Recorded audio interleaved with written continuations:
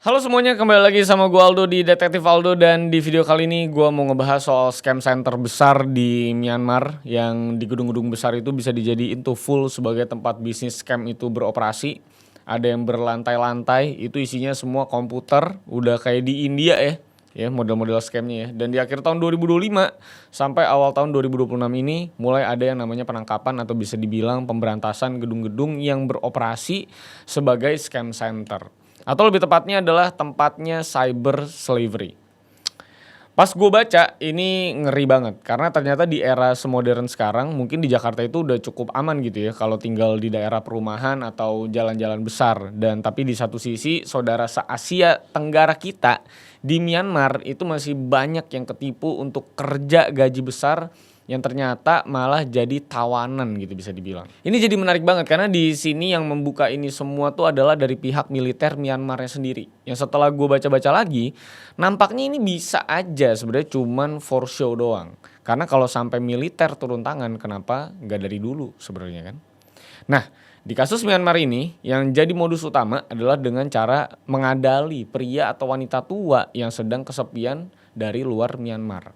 Dan di sana mereka-mereka yang melakukan modusnya ini akan memberikan iming-iming berupa laki-laki ataupun perempuan dengan penampilan ganteng atau cantik dan muda, dan orang tua yang jadi sasaran itu akan merasa bahwa oh ini mah belahan jiwa saya ya kan, dan bakal dengan sukarelanya akhirnya memberikan banyak detail dan banyak sekali uang-uang untuk diberikan ke para scammer ini.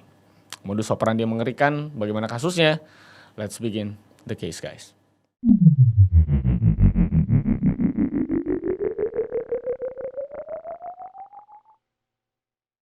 I lost myself. I waited still.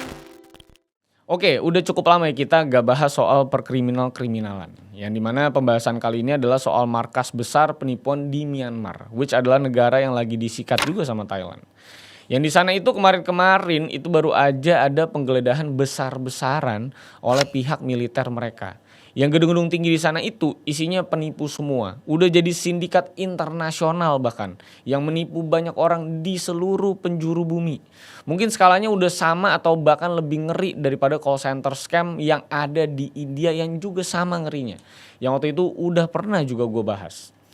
Jadi sebagai background cerita, mungkin kita tahu sendiri bahwa di negara kayak Myanmar, Kamboja, ataupun Laos itu adalah negara-negara yang memang rentan dan dekat sekali dengan yang namanya penipuan. Dari mulai markas judol, markas scam center, dan bahkan yang lebih ngeri-ngeri juga sindikatnya itu banyak sekali bermarkas juga memang di sana ya.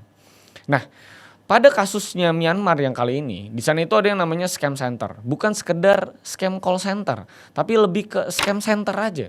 Karena yang dilakukan sama mereka itu bukan sekedar kayak call center palsu di India yang mereka lakukan tuh. Karena yang ini itu udah lebih ngeri lagi, lebih brutal lagi. Dan yang paling penting banyak orang Indonesia juga yang bekerja di sana. Supaya kalian ngerti apa yang terjadi di sana, scam center di Myanmar ini itu benar-benar ngeri banget. Yang di sana itu mereka melakukan apapun gitu ya untuk mendapatkan yang namanya orang yang ditipu, customer tipu nih gitu ya. Dan juga penipunya itu sendiri juga dicari-cari sama mereka kan untuk di-hire. Karena udah jelas untuk menjalankan operasi seperti ini kan butuh manpower, butuh penipunya, alias butuh orang yang memang dipekerjakan sebagai penipu itu sendiri. Mau dipaksa kek, mau emang karena keinginan sendiri kek gitu kan. Jadi scam center di sana tuh benar-benar menargetkan negara-negara lain dari mulai negara berkembang dan juga bahkan sampai negara maju.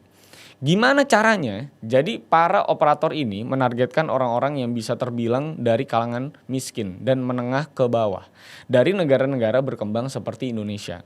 Untuk ngambilin orang-orang yang lagi butuh duit dan juga nggak punya kerjaan di negara asalnya.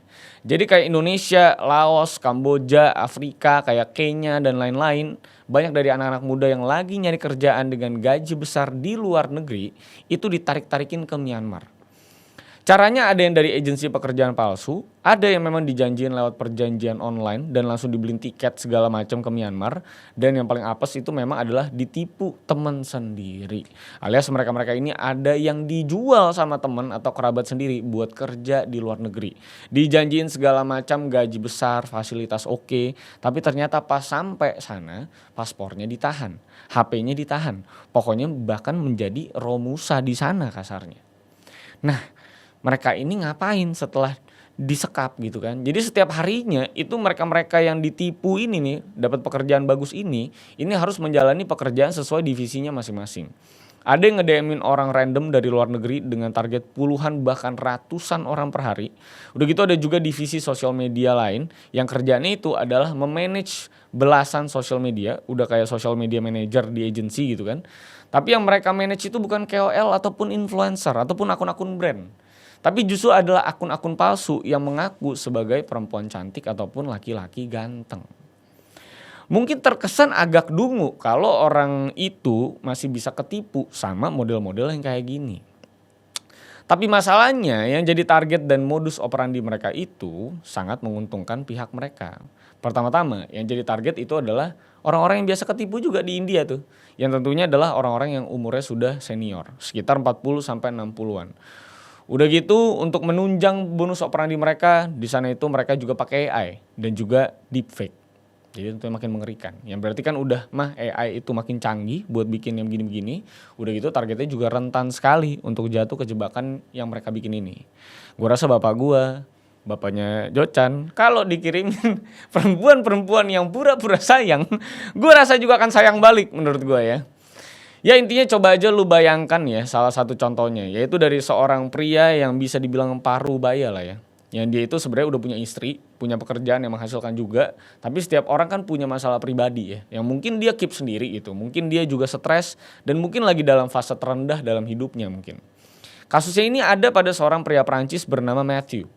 Yang dia itu tiba-tiba dapat message dari seorang perempuan cantik.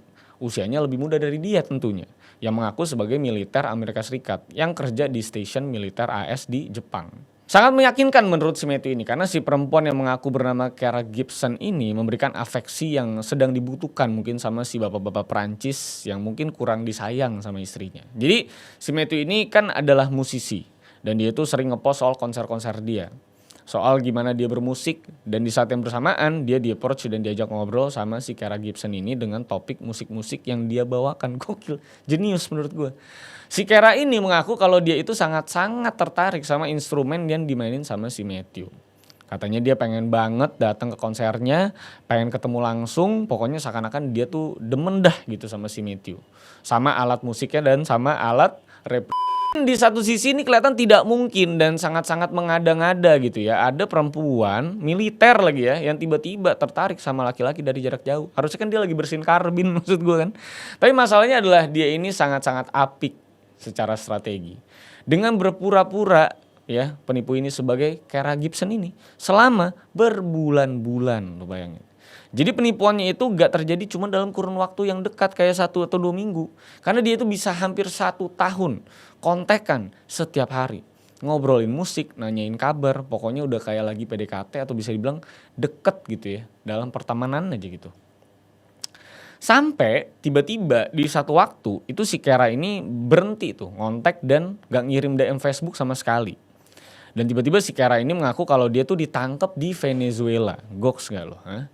Dan ini konteksnya si Kara yang tiba-tiba menghilang beberapa hari. Dan tiba-tiba ngontek balik si Matthew lagi dengan kondisi udah ditangkap itu. Dan sontak tentunya si Matthew ini kaget gitu kan. Kok bisa gitu kan. Dan setelah si Matthew ini cross check ke internet dan berita. Di bulan Agustus di tahun 2019 itu Venezuela itu memang lagi konflik. Dan ini meyakinkan si Matthew kalau si Kara ini ya memang sangat mungkin untuk ditangkap pas lagi melakukan pengiriman dokumen yang sifatnya rahasia katanya. Dia yang udah merasa bakal jadi James Bond ini akhirnya mau menolong si Kara yang katanya lagi terpuruk dan ditangkap. Yang katanya dia itu diminta untuk ngirimin barang lewat ekspedisi yang biasa mengirimkan dokumen-dokumen rahasia dari FBI, MI6 atau bahkan CIA. Makanya ini orang udah ngerasa fix jadi James Bond gue bilang. Dia itu dikirimin email sama satu orang beberapa hari setelahnya lah. Dikirimin sertifikat referensi dari British government, lo bayangin. Dan udah jelas dia dikadal-kadalin habis-habisan nih sebenarnya di situ ya. Karena di situ dia nge-scan dan ngirim paspor, ngirimin nomor telepon, ngirimin alamat lengkap dia, dan di sana dia diminta untuk mengirim 4.000 euro atau setara 80 jutaan. Mungkin sekali lagi tidak masuk akal buat kita. Tapi di saat yang bersamaan ini orang udah yakin banget kalau ini adalah misi rahasia dan wajar sekali kalau misinya itu membutuhkan uang. Karena katanya dia ini akan di-reimburse di kemudian hari dan pastinya akan aman semua juga data-datanya. Tapi kemudian dia itu diperas habis-habisan. Karena diketahui kalau dia itu diminta mengirimkan paket berisikan duit 1 juta dolar. Makanya butuh banyak uang juga untuk mengirimkan uang tunai tersebut di dalam box. Dan di sana katanya dia itu mengirimkan uang ke total 30-an transfer ke rekening-rekening yang tersebar di beda-beda negara. Yang totalnya itu sampai 500 ribu euro akhirnya. Gila gak lu? Ketipu senilai 10 miliar rupiah. Dan ini orang juga kondisinya sebenarnya gak kaya-kaya banget. Karena dia itu dipinjemin duit juga buat melakukan ini semua. Dan kalau lu udah mikir kalau ini tuh udah brutal banget, yang lebih brutal lagi sebenarnya adalah dari sisi pekerja-pekerjanya yang lebih dikadalin lagi sama pengusaha-pengusaha scam center ini untuk datang ke Myanmar dan dipaksa kerja belasan jam sehari tanpa dikasih hidup dan juga gaji yang layak.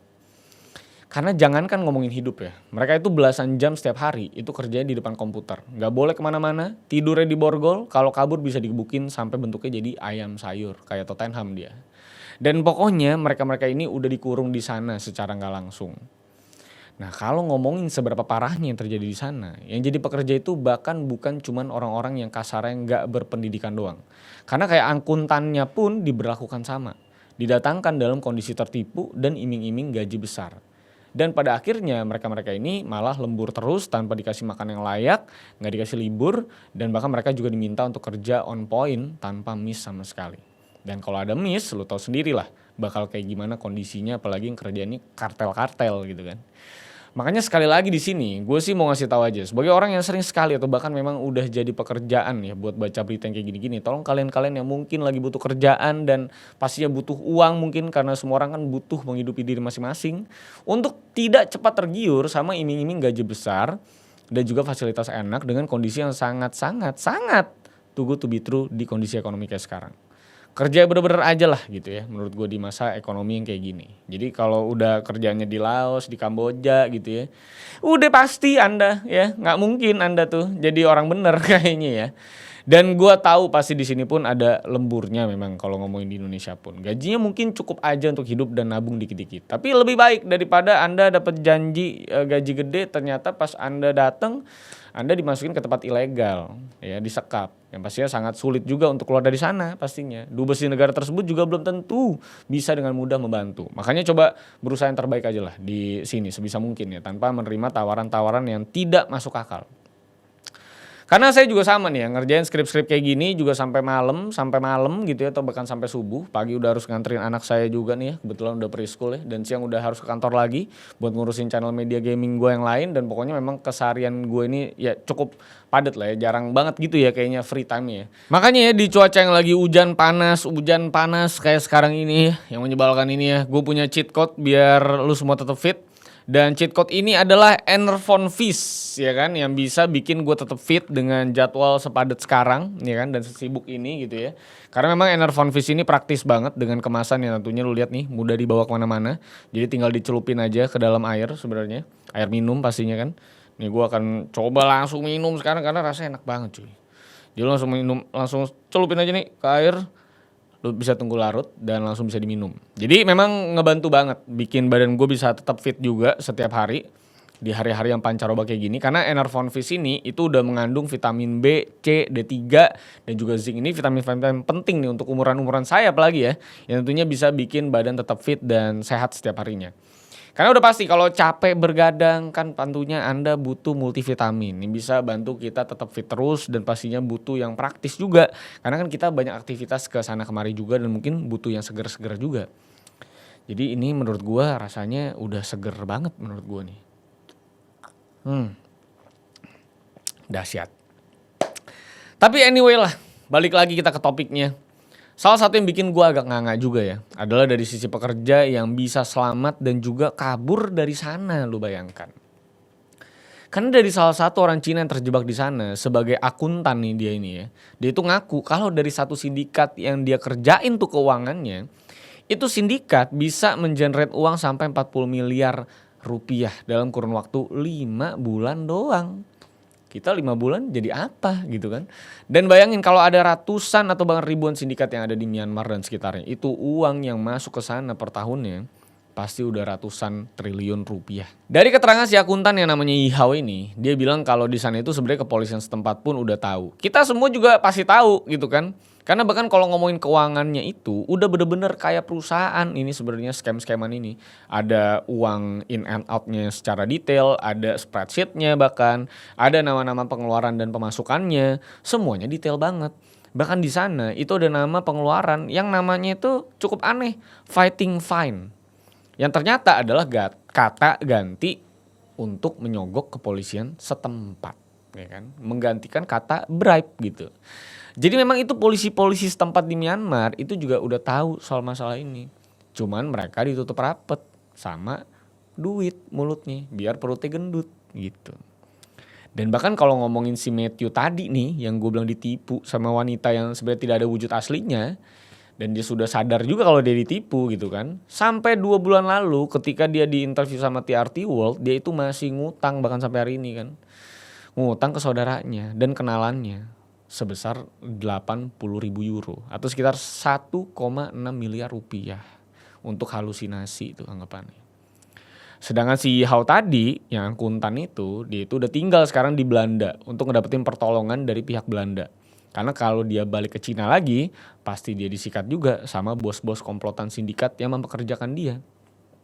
Karena di Belanda pun sebenarnya dia tuh juga masih suka dapet ancaman via internet dari bos lamanya dia. Dan kalau kita ngomongin bagaimana para pekerja-pekerja di sana yang bisa selamat akhirnya dari scam center, mereka tuh kebanyakan ternyata dievakuasi ke Thailand.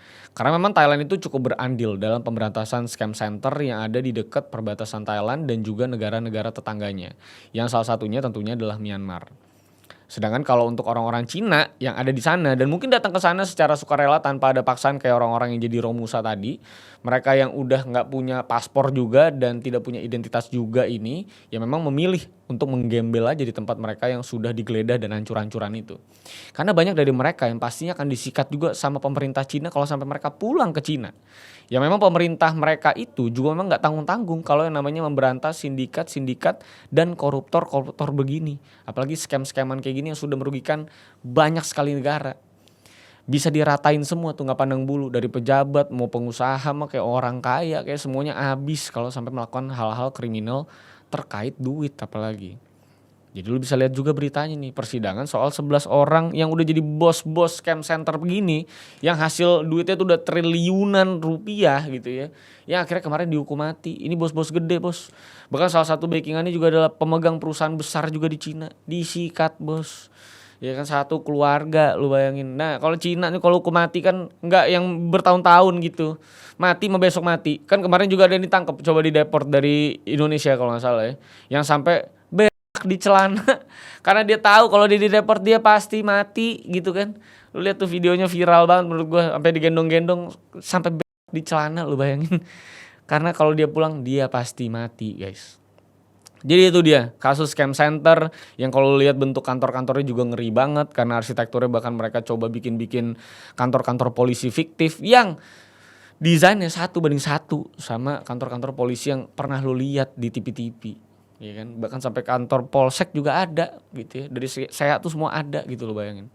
Sangat mengerikan sekali dan memang ini ternyata jadi sebuah bisnis yang prominent dan besar banget omsetnya bahkan keuntungannya. Orang pekerja juga semua diperbudak kan, gokil.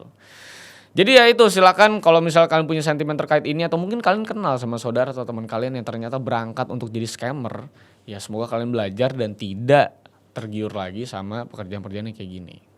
Dan untuk kalian yang sibuk kayak gue tapi pengen tetap fit, langsung aja pakai cheat code yang gue pakai ya, yaitu adalah Enervon Fizz yang bisa kalian beli di Alfamart atau Alfagift karena lagi ada promo nih. Jadi cuma 39.500, sangat worth to buy dengan manfaat kesehatannya, apalagi buat orang-orang yang sibuk dan aktif mungkin kesana sini setiap harinya. Dan tentunya selamat beribadah puasa. Semoga lancar-lancar puasa kalian ya, dan berbuka dengan yang segar-segar kayak gini nih. Segar banget. Sampai jumpa semuanya di kasus-kasus selanjutnya. Masih banyak kasus yang bisa kita bahas. So see you on the next case, guys. I lost myself. I waited still for a glimmer to arrive.